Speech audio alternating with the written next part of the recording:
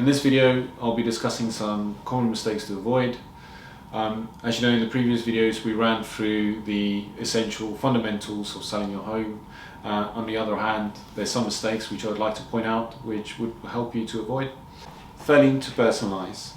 If you fail to remove some personal effects and things like that, the buyers may find it difficult to envisage themselves, imagining themselves living in the property, and that's a common mistake a lot of sellers do.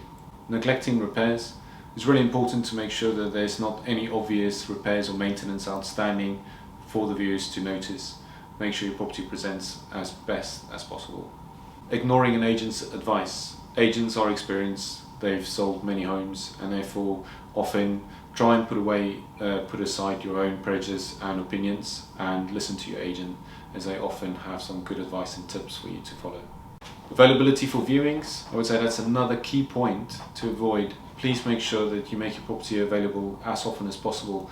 Agents would often know the best times to view a property rather than when it suits your lifestyle or your routines, such as when it's not busy on the road or when it's not too noisy for the school run. So do follow a viewing availability as often as possible. Feedback from viewers can be really good to help you sell the home.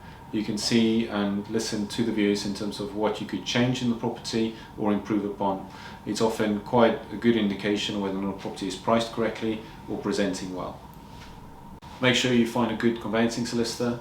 Ask your agent if the conveyancing solicitor is contactable and reachable, as once you secure a buyer, it's really important to make sure that the conveyancing goes smoothly, as that can often determine the success of the sale. Lastly, I would say make sure you read your terms and conditions set out with the agent and that you understand the terms that you're entering into. Often there is long sign-up clauses, long contract clauses where you are contractually bound for long notice periods, unfair financial fees and penalties to pay, and contractors like conveyancing solicitors you have to use that they recommend. So have the flexibility and understand what's your time period.